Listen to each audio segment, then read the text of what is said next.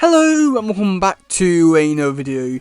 In this one, we're going to look at the brand new TMNT Mutant issue number 3, and this one, oh boy, this one is as bad as the last few issues, and I have no idea on how they're going to be resolving this whole story, and it can go in multiple different directions, and I'm just not really looking forward to it whatsoever, which I really want to because it's a rough story and all that kind of stuff, but oh boy, this issue is really falling into like the bad habits of the last few issues, and it doesn't look like it's going to be improving anytime soon, so that is quite unfortunate. So yeah, okay, so yeah, let's actually get into this one. So for the first bit, which I'm going to be talking about, is the Metalhead side of things.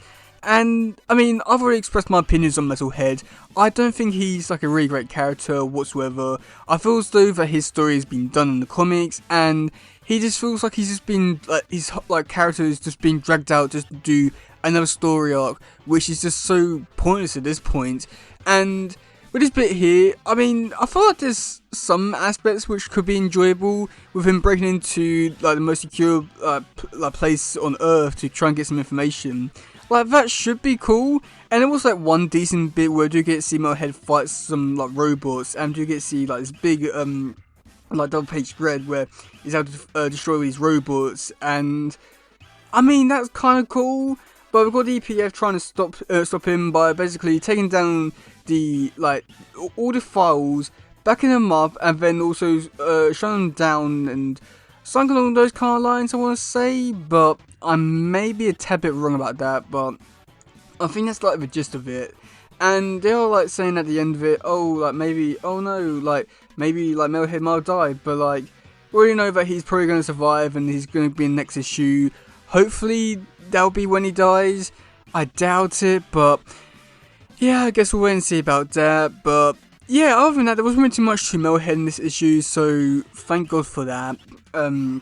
So yeah, but I mean, it was interesting with like the description for this issue, like saying that in this issue it will be like saying up things for Metalhead to go after Madame Null, but yet nothing was mentioned of that in this issue. So I don't know if it's going to be something that's going to be set up in the next issue or what, but yeah, that's a thing that happened that never happened.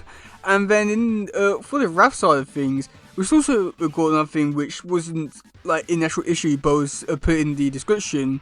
It was saying oh yeah, like how did mutanimals get locked up and be put in all these cages, and yet we never find out the answer to that. So yeah, but at the same time, I just don't care about them enough to really care. So I guess that's a good thing. But basically, with the rap side of things, there wasn't really too much to it either. It was, I mean, so sadly for the first 2 or 3 pages, it's just Raph explaining everything that happened in the last 2 issues. Now, if you've been reading the series so far, then you already know that in the last 2 issues they've been explaining everything that came before it. So I'm just finding it so pointless and weird that they're doing it now with every issue to kind of have a description of what happened in the previous issue. And I'm just so curious to see how people who are going to be reading this as collected editions or that kind of stuff, if they're going to be thinking it's going to be quite weird, they read 2 issues, then just get a whole the summary of what they just read. It just seems so weird and out of place to be putting this stuff in here when we just read it. It's just yeah. But for the actual main part of the story, we just got to see Raph. He's finding this spider robot guy, and that's pretty much it for this issue. There's not really too much to it other than just Raph puts on some smoke bombs.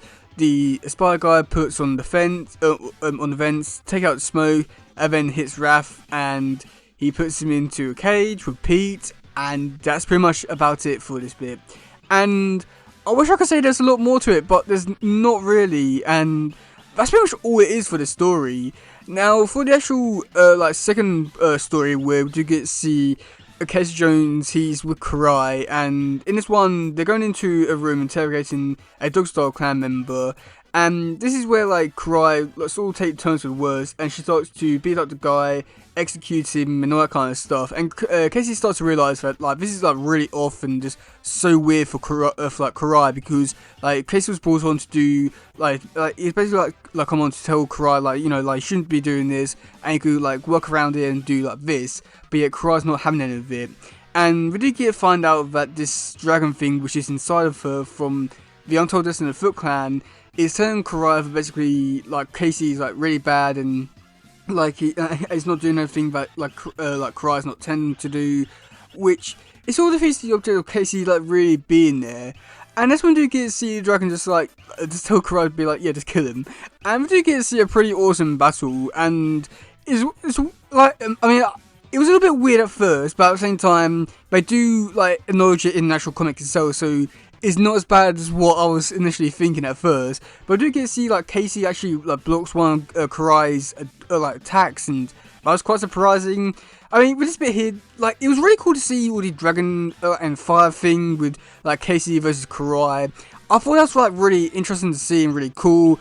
I mean, it is kind of a bit too short, but that's only because it's only a 10-page story and begin the rest of it in next month's issue. So I can't complain all too much there. But had this been this like one single issue, I know that I would have enjoyed this bit a lot more. But I think that because it's being split up, it's a little bit annoying to be like, oh yeah, well, that was good, but I feel like I might have different opinions next month. So yeah, but other than that, it was a decent story. I feel like this story is sort of going places, but also at the same time, I feel like because we already know with like Casey and like everything that like pans out in the future for his character within this universe, because of issue number 5 came out already, and it really like sets up his fate with Karai and all that kind of stuff.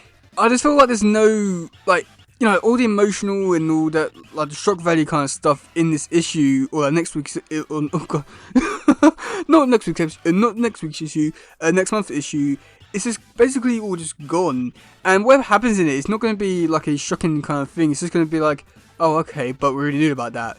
So yeah, so overall for this issue, it's annoying because I really want to love this like series with what they're doing in this one. Especially like with like Wrath and all the other kind of stuff, and like what they're setting up for this like series to do within this universe. But it's all stuff which I really want to love about this series, but yet because it keeps going back to doing like the same stuff which has been happening in the last 2 issues, which is like all the negative stuff and none of the positive stuff, I'm finding it very hard to like find any motivation to actually keep reading this one.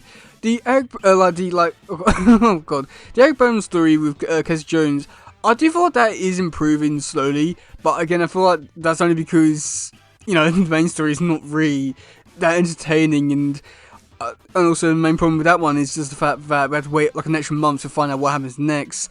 It's annoying for that, but no, I don't have too many what's my words? I don't have too many complaints about that story, but just the overall pacing of how the main story is going, it needs to change, because otherwise I feel like a lot of people will be turned off by like the way that it's been written, with like explaining everything happened in like last issue. It's just making like you know, pointless to read like the previous issues, because you would be like caught up with everything happened. It's just a bit pointless really, but oh boy. But yeah, I guess we'll wait and see next month if it actually improves.